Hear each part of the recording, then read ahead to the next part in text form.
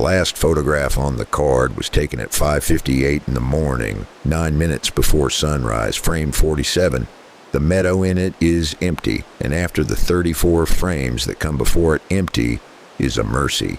For about 2 seconds, because the image is tilting, the horizon leans 4 degrees, and hanging down into the top of the frame is the camera's own mounting strap. The strap that runs around the back of the tree behind the lens where the camera cannot photograph it. The buckle is open, the strap is slack.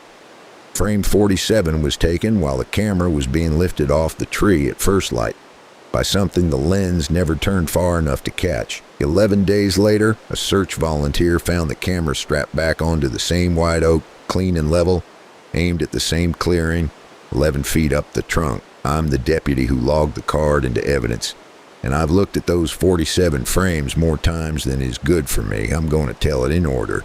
My name is Otis Hadley. I was a sheriff's deputy for 19 years in a rural county. Big timber, a lot of public ground. The kind of county where half our calls are hunters and the other half are people lost looking for hunters. I'm not going to name it. The man at the center of this still has family there, and they've been through enough. His name was Pete Vance, 40 years old, raised there, a serious whitetail hunter, and I mean serious. Scouted year-round, ran a string of trail cameras on his lease, kept a spreadsheet of bucks going back 6 seasons. Careful man. Not a drinker, not a wanderer, not somebody who got turned around in his own woods. I knew Pete a little. Everybody did. Most of his cameras were cellular, the kind that send pictures to your phone, but he kept a few old card-style cameras for the dead spots with no signal, where you have to walk in and pull the card by hand. One of those sat on the edge of a little meadow he called the back clearing, a half-mile hike off the nearest 2-track, mounted chest high on a white oak at the timber's edge. On the evening of November 6th, Pete walked in to pull that card. Routine. He did it at last light because that's when the deer move, and he liked to glass the field on his way out.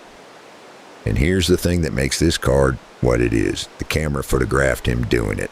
It's motion triggered, and Pete is a warm thing moving in front of it, so as he crossed the clearing, it fired.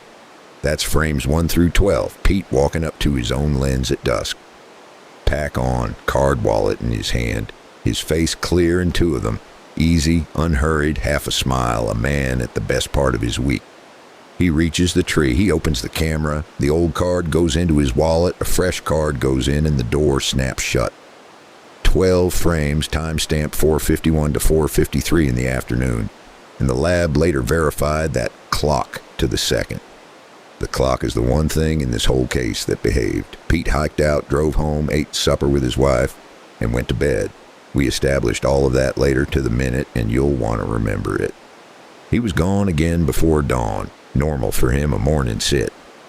When he wasn't back by mid-morning and wasn't answering, his wife called us. His truck was at the 2-track, and what we found on the trail, I'll get to. What matters first is what was in the console, his card wallet holding the card he'd pulled the evening before.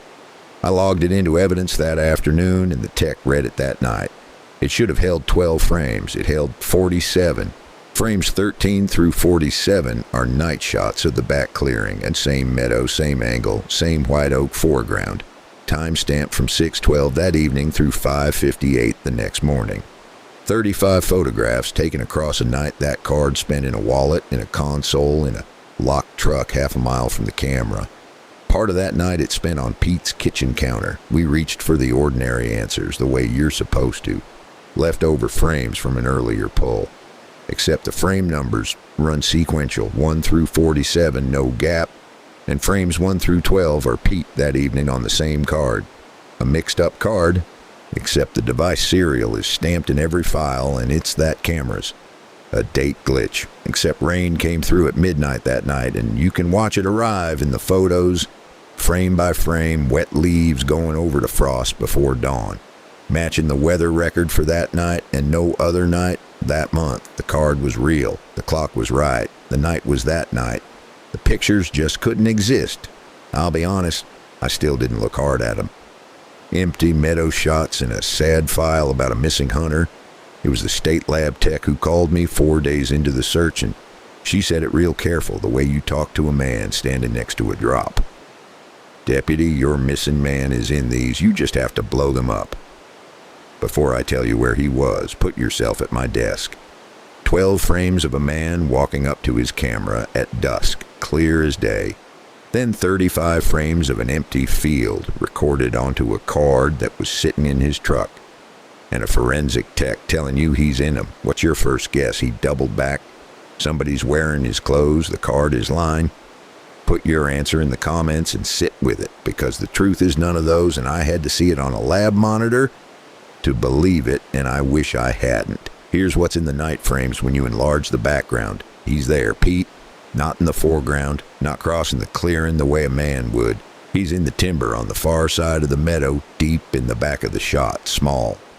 And in every successive frame, he's smaller. Frame 13, you can find him at the tree line if you know to look. A pale figure between the trunks. Frame 20, he's deeper, half the size. Frame 30, a sliver of a man far back in dark timber.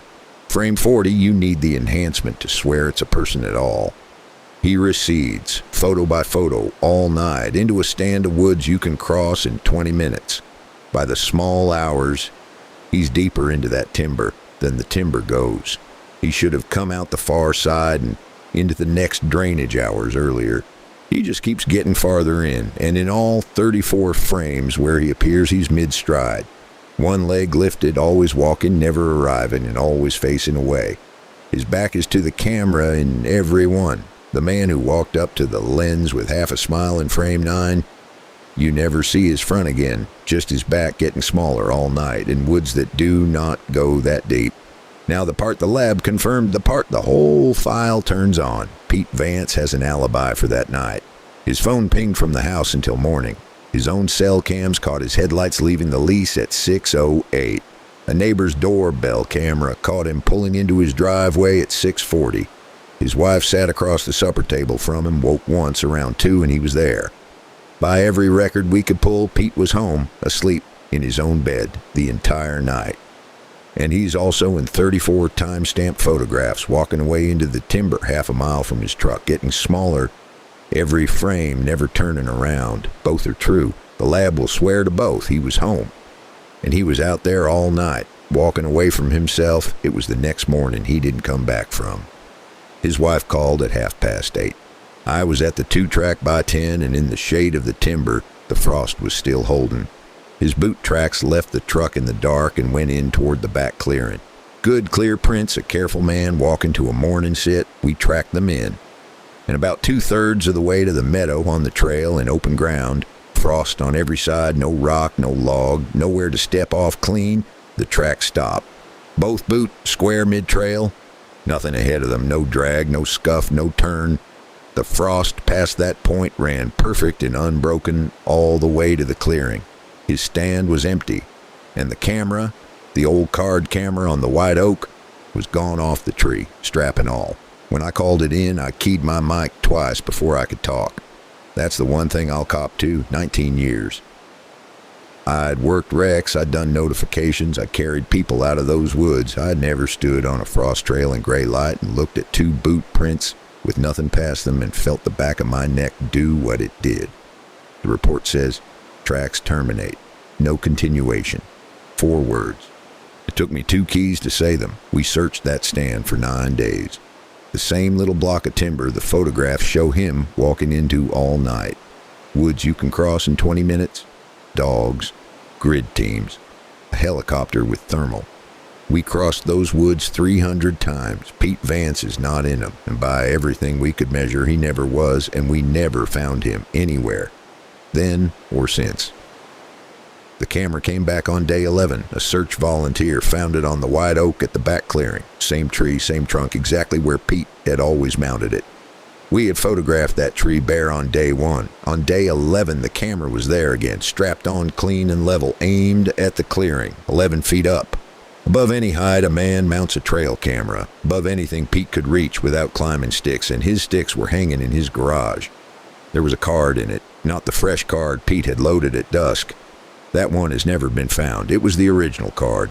The same 47 frames, file for file, bit for bit, the lab said, and before you ask, I drove back and checked. The card I'd logged was still in the county safe in an envelope, my initials across the seal unbroken. There were now 2 of it, except the copy in the tree had kept going past 47. New frames dated across the 11 days the camera was missing, all shot from that new height, looking down at the clearing. And the searches in them, us. Grid teams crossing the meadow on the days we crossed it, photographed from above, from the white oak by a camera that did not exist anywhere we could point to. The last new frame is dated the morning of day 11, the morning we found it. It's shot looking straight down the trunk. And directly below the camera, looking up, is a man's upturned face, pale, small with the distance, mid-stride like all the others. Except this one isn't walking away. After 34 frames of his back, this one is finally turned around. The lab would not formally identify it, resolution insufficient. The report says, unable to confirm subject identity. And I signed it because that's procedure and because I did not want my name under the other sentence. But I knew Pete Vance a little, like everybody did. I've looked at that frame more times than is good for me. It's him. He's looking up at whatever is holding the camera, and he's not afraid. The case is open. Missing person, presumed deceased, no determination as to cause. Every few years, a fresh set of eyes pulls the file, reads the card frame by frame, and closes the folder a little faster than they opened it. Nobody hunts the back clearing now. The white oak is still standing. Here's the thing I can't put down. We searched woods you can cross in 20 minutes. 300 times. And the photographs show a careful, sober, healthy man walking into them for an entire night and never reaching the other side. The woods on that card are bigger than the woods on the ground. There's more timber in those pictures than there is in that county. Pete Vance walked into the difference. I don't pull cards at dusk anymore. I wait for full light. It's a small rule. I've never told anybody why until now. These are original stories written for this channel. If you run cameras on a lease and your card has ever held more night than the night had, the submission form is in the description. The next case file is already open. At the funeral, they played the last thing Walt Brennan ever recorded, because Walt recorded everything, and the family thought it would be like having his voice in the room one more time. It was. For 9 minutes, it was exactly that. His flat, dry scouting voice, naming the wind, counting does, the way he had for 40 years. Then his voice said, "Something stepped out on the field edge, north corner. I'm watching it." A pause. "It's not standing like a deer stands." His daughter stopped the recording there, in front of 200 people, because that was as far as she had ever let it play. But I had heard the rest. I'd heard all 40 minutes by then, twice, in a quiet room with a man whose whole job is listening to recordings. And I knew the part she stopped was not the part that should scare you. My name is Merle Frawley. I hunted with Walt for 41 years, and I am the one who took his recorder down off that mountain. Let me tell it in order. Walt Brennan was 73 years old, and he was the most careful hunter I have ever known. I say that because of what people whispered afterward, that he was old, that he'd climbed when he shouldn't have, that it was just his heart and the cold and bad luck. None of that is true the way they meant it. Walt hung a ladder stand, not a lock-on, not climbing sticks, a 16-foot aluminum ladder stand, the safest thing in the woods, strapped to a red oak he'd hunted for 30 years. He wore a harness every sit. He clipped his lifeline before his boots left the ground. He told me once that the woods don't kill careful men, they kill men in a hurry, and Walt was never in a hurry about anything in his life. And he kept the recorder, a little digital pocket recorder, the kind you dictate a grocery list into. Walt used it for scouting. Every sit, low and steady, he'd narrate time, temperature, wind direction, what came through and when. He had 10 years of those memos filed by date. He said his memory was going, and the recorder's wasn't. The truth is, he just loved the woods enough to want a record of it. I should tell you why my opinion on this is worth anything. I spent 26 years as a paramedic before I retired. I have knelt next to more people in their last minutes than I can count, and I know exactly what a heart does when it stops. and exactly how long after that a body can do anything at all. Hold on to that. It matters later. Walt went out alone the morning of November 14th. I was supposed to be with him. I had a doctor's appointment I could have moved and didn't, and that is a thing I will carry to my own grave. He texted me at 5:50 a.m. "Wind's perfect. Big one moving. Your loss." That was Walt. That was the last I heard from him. He didn't come home. His wife called me at dark. I drove out to the field, and I found his truck, and I walked the edge with a flashlight, and I found him at the base of the red oak, on the ground, his harness still clipped to the lifeline, the recorder still running in his vest pocket, the little red light still on, 40 minutes of audio on it. He'd been dead, the coroner later said, since about 8 that morning. I didn't listen to the recorder that night. I gave it to his wife. It sat in a drawer for 3 weeks, until the day before the service, when his daughter asked me to listen first, to make sure it was, in her words, okay to play.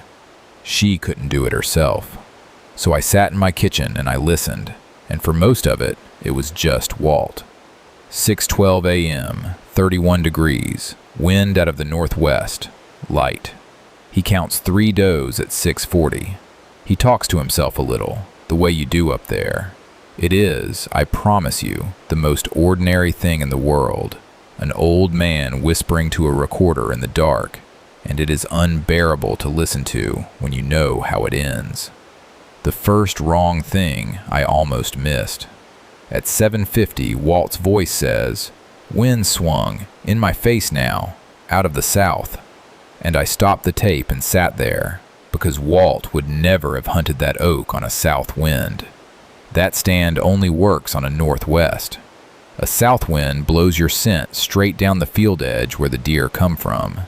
Walt knew that better than he knew his own phone number. He told me 100 times. He texted me that very morning that the wind was perfect, and perfect meant northwest. I told myself an old man misspoke. People do.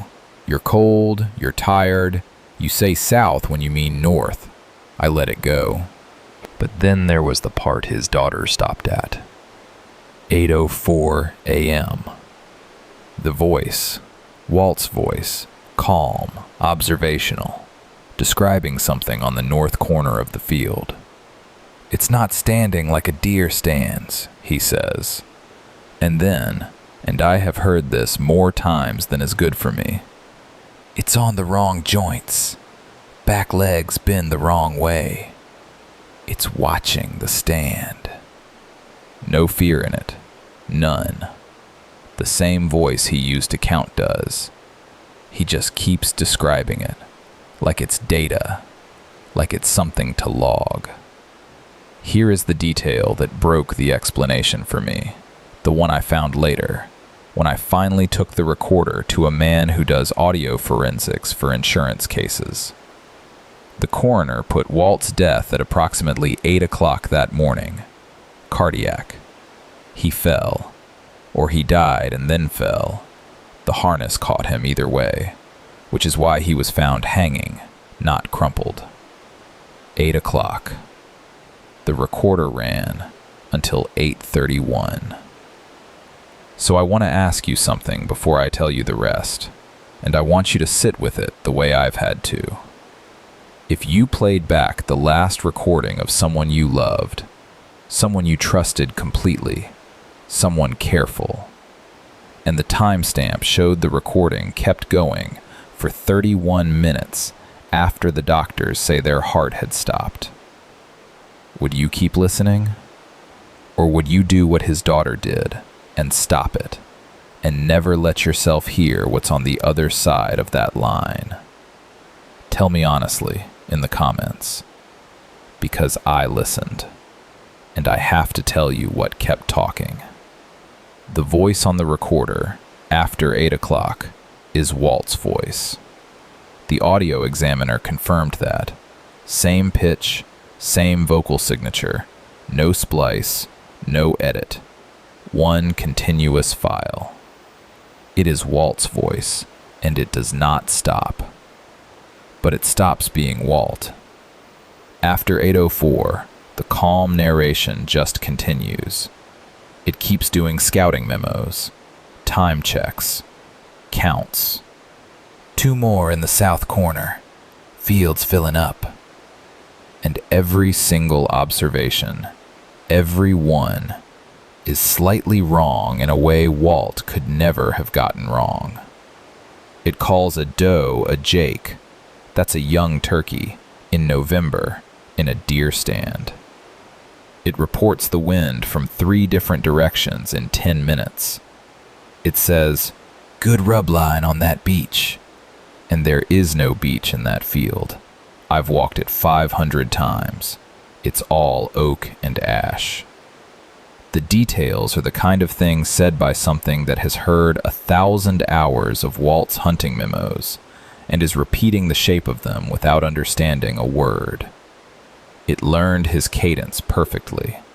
The little pauses, the dry way he'd say, well now, the clearing of the throat. It got all of that exactly right. What it couldn't do was hunt. It knew how Walt sounded. It did not know what Walt knew. And at 8:22, the voice says something that is not a scouting note. In the same flat tone, between a wind reading and a count, it says, Merle should have come. Merle should have been here. My name. Walt and I were the only 2 people who knew I'd been invited that morning. He texted me privately. There was no one in that field to hear him say it, and Walt was already dead when it was said. Then it goes back to counting does, like nothing happened. Like the most important sentence on the tape was just one more note for the file. The recording runs out at 8:31. The battery didn't die. There was charge left. It just stops, the way a person stops when they've finished saying what they came to say. The last 9 minutes are the worst, and I won't give them to you line by line, because some things you carry so other people don't have to. I'll tell you only the shape of them. The voice gets slower. The gaps between the notes get longer. And in those gaps, the examiner pulled them up loud, ran them through his software, isolated them. There is breathing. Not Walt's. Something larger and slower and patient. Very close to the recorder. The way you'd be close if you were leaning over a man's vest pocket to learn the sound of his voice from the inside. The very last thing on the tape, at 8:31 and some seconds, is Walt's voice, quiet, almost kind, saying, "That's all for today. I'll have more tomorrow." There were no more recordings. Walt never made another memo. He'd been dead for half an hour when that one promised tomorrow. I sat in my kitchen, and I am not ashamed to tell you that I, a man who has worked 100 cardiac arrests and never once lost my composure on a call, put my head down on the table and could not breathe for a while. Then I wiped my face, and I drove the recorder to his daughter, and I told her it was fine to play the first 9 minutes and to stop where she stopped. And I never told her why. The official record on Walt Brennan is clean and short. Cause of death, cardiac arrest, natural. The recorder was noted as personal effects and returned to the family.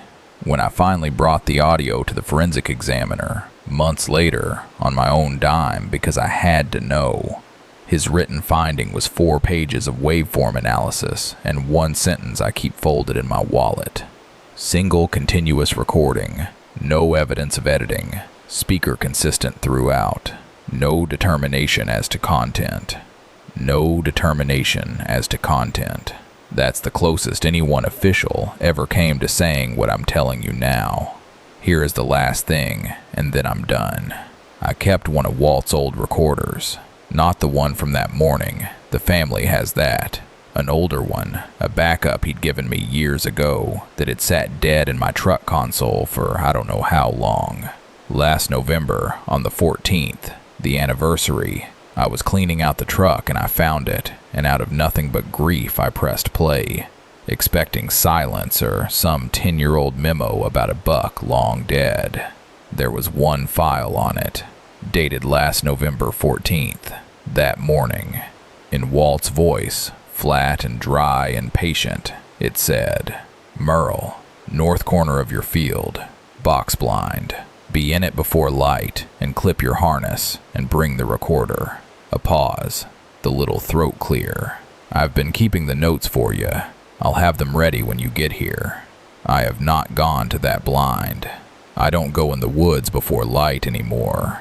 And every November, I think about the fact that, whatever it is, it has my name now, and it learned it from a careful man who kept taking notes long after he had any reason to. The field is leased to someone else now. Walt's red oak is still standing. The ladder stand came down years ago. His daughter has the recording and has never played past 9 minutes.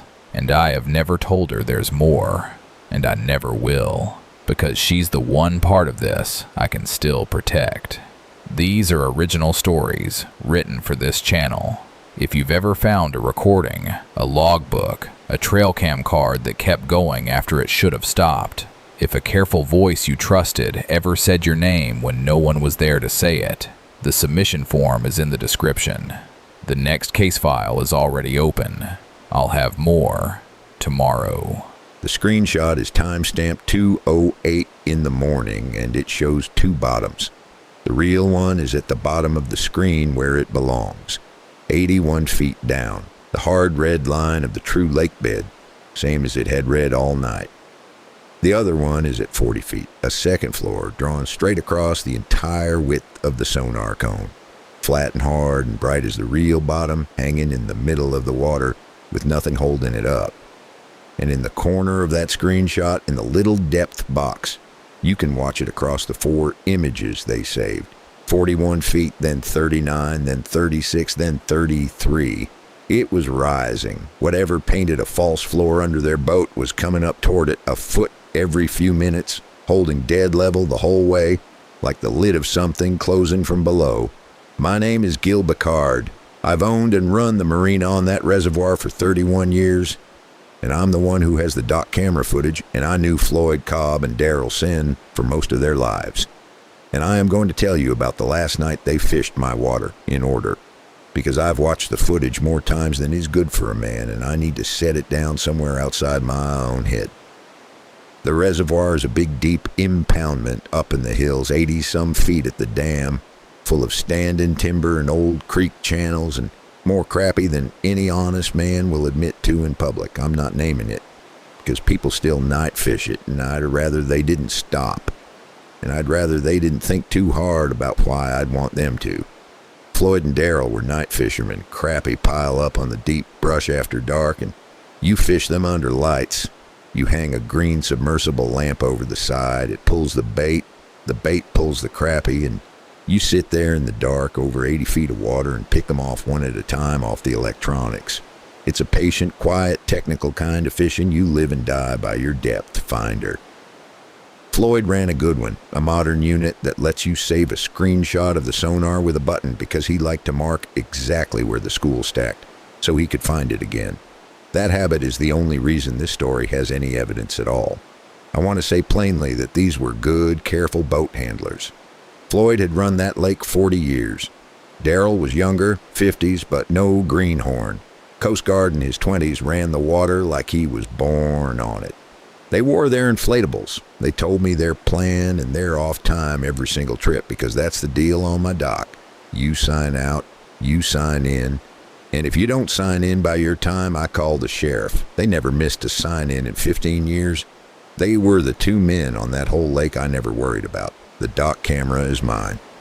I put it up after a break-in, a cheap weatherproof unit on the boathouse that watches the launch and the end of the courtesy dock. Records to a box in my office, time-stamped 30 days on a loop. It films my dock all night, whether anybody's there or not. I want you to remember, it's just a camera pointed at a dock.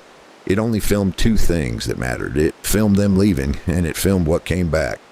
They launched at 9:50 p.m. on a Thursday in October. The camera has them clear. 2 men, Floyd's base boat, lights and gear. Daryl coiling the bowline as they idle out. Routine. They signed the dock book. Floyd wrote their off time as 1 a.m. because they were old men and 1 in the morning was late for them. What happened out there I have from 2 places. Floyd's saved screenshots, which the sheriff pulled off the unit, and the one short conversation I had with Daryl before he stopped talking about it. So here's the night as best I can give it to you, and I'll be careful to tell you which parts are on the screen and which parts are a frightened man's account. They were on their brush pile in 60 feet of water by 10, marking fish, catching them. Ordinary good fishing till about midnight. Then Daryl told me the bite just quit, not slowed, quit like a switch. And the crappie that had been stacked on the brush all came off the bottom at once and went up, which crappie don't do, and balled up tight near the surface around the light. Bait 2. Everything in the water column came up and crowded the top, he said, like the floor of the lake had gotten too hot to stand on. And then they reeled up to move and the jigs came back warm. Daryl made a point of this and I didn't understand it till I saw the screenshots. You fish a 16th ounce jig 60 feet down in 55-degree October water, it comes up cold. It's been sitting in the cold dark for an hour. Theirs came up warm to the hand, both of them, every cast after that. The deep water had warmth in it that hadn't been there, rising up through the column, and the fish were running ahead of it, and Floyd, being Floyd, stopped fishing and started saving screenshots because something was wrong with his lake and he wanted the record. Here's where the screenshots take over because they're the part nobody can argue with. The first saved image is time-stamped 12:51 a.m. It shows the true bottom at 78 feet, the school of fish jammed up near the surface, and just starting to form, faint at about 50 feet, a horizontal return. Thin, easy to call a thermocline, the temperature layer that fish stack on. And that's surely what Floyd thought it was, because his next saved shot is 20 minutes later, like he was keeping an eye on it. By the 1:30 image, the thin line has become a hard, solid, bright return at 46 feet, drawn flat across the whole width of the cone, edge to edge, as bright as the real lake bed under it. A thermocline doesn't read like the bottom. This read like the bottom. 2 bottoms, one stacked over the other, the lake suddenly half as deep as it had been an hour before. And it was level. That's the detail the man at the state who looked at these couldn't get past. A real false return, a bait ball, a gas pocket, a layer of debris, has texture, it sags and humps and drifts. This was flat to the pixel, dead level across 40 feet of cone width, and it stayed flat as it rose. His write-up uses the phrase, a planar surface of uniform hardness, maintaining horizontal attitude during ascent. A flat, hard lid staying perfectly flat coming up. The 2:08 screenshot is the one I opened with. The 4-image sequence where you can watch the depth number fall, 41, 39, 36, 33. And in every one of those frames there are fish arcs above the false bottom, crowded, frantic, fleeing up toward the boat. And below the false bottom, there is nothing. Not dark water, not the true lake bed. The unit can't see through it at all. The whole bottom half of the screen below that rising flat line is blank. Floyd Cobb's depth finder in 81 feet of water could no longer find anything beneath 40 feet because something the size of the entire sonar cone had slid in over the bottom of the lake and was lifting it up toward the hull. The last saved screenshot is 2:17 a.m. The false bottom is at 19 feet. There are no fish on the screen anymore. They've all gone up past the transducer, up into water too shallow to read, packed against the surface around the boat. And the flat line is 19 feet down and rising. And that's the last image Floyd saved, because I think that's when they ran. I want you to sit in that boat for a second. It's 2 a.m. You're a mile from any ramp. 80 feet of water under you that just turned into 19 feet of water and shrinking. Every fish in the lake is jammed against the surface trying to get away from something coming up under you. And Your jigs are warm and your depth finder can't see the bottom anymore because the bottom is rising. Do you run the big motor and risk it in the dark over standing timber, or do you sit still and hope it stops? Tell me in the comments what you do, because they ran and the dock camera filmed what came in and the boat was wrong. The dock camera timestamps the boat's return at 2:40 a.m. They'd signed out for 1 o'clock. I was asleep. Nobody called me. They made it back to my dock on their own, which is the only mercy in this whole thing. I've watched the clip more times than I'll tell you. The boat comes in fast. Too fast, Floyd. Never came in like that. And swings to the courtesy dock, and here's the thing I can't make anybody understand who hasn't seen it. The boat is riding high. A base boat with 2 grown men and a full day's gear sits down on its lines. You know what a loaded boat looks like in the water. This boat is up, riding light, high on the chine, like it's running empty, like the water it's sitting in can't get a proper hold of it. The freeboard's wrong by half a foot. 2 men are clearly in it. It rides like there's no one aboard. They tie up. Floyd gets out first, and he's moving like an old man at the end of his strength, and he stands on my dock with both hands on the rail and just looks back at the water. Daryl gets out, and Daryl doesn't look at the water at all. And Daryl is the one who told me the little he ever told me 3 days later in my office, before he went quiet for good. I'll give you his sentence, and then I'm done with this part, because the spec for telling these right is that you don't dress it up. He said, "Gil, when it came up level with us, it didn't break the surface. It just held there, right under the boat, holding us up, and it was warm. The whole lake under us was warm. And we sat on top of it, Gil, and it carried us most of the way in before it let us down." Then he went home, and inside the year, he sold his boat, and he never fished again. And he was not an old man. Officially, there's nothing, no incident, no injury, no missing person that night. They came home. The sheriff pulled the screenshots and the dock footage for a welfare check, because I made a nuisance of myself. And the file says, no determination, no offense, equipment reviewed. And that was the end of it as far as the county's concerned, but it wasn't the end, because the second bottom didn't leave with them. I started hearing it from other night fishermen that fall, and the next spring, quiet. The way men tell you a thing they don't want to have seen, a flat, hard return at 40 feet over the deep basin, rising sometimes, then gone, jigs coming up warm, fish stacking at the surface for no reason. I keep a folder now. 11 sets of screenshots from 8 different boats, 3 different brands of electronics, all over 2 years, all showing the same flat level lid where there's no bottom. To make one, the state fellow says it's impossible for that many units to share a malfunction. I know it's impossible. That's why I keep the folder. And here's the last thing, the one that made me finally say it out loud. Daryl Sen, who sold his boat and quit the water and wouldn't talk. Daryl drowned last March, not in my reservoir, in his own farm pond, 4 feet deep, a pond he'd waded 100 times to clear the weed screen and hip boots in daylight. They found his boots on the bank, set side by side, and Daryl in the middle of 4 feet of water. And the coroner couldn't say how a strong swimmer drowns in water he can stand up in. The county called it undetermined.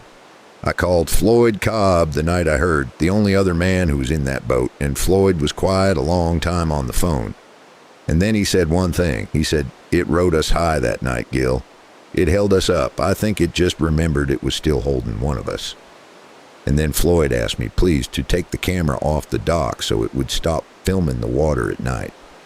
And I did. And I haven't fished after dark since. The screenshots are in a folder in my office, and the dock camera is in a drawer, unplugged, and the reservoir is still on the maps, and the brush piles are still full of crappie. People still launch from my ramp. I don't stop them, and I don't tell them this because I've got no proof of anything except a flat line on a fish finder that shouldn't be there and a boat that came in riding too high. Some nights, late, I walk down to the empty dock and look at the black water. And I think about how a lake that deep has all that room underneath, and how something down there learned one October night that it could come up and take the room for itself. These are original stories written for this channel. If you've ever night fished deep water and watched a second bottom rise toward your boat and felt your jig come back warm, the submission form is in the description. The next case file is already open.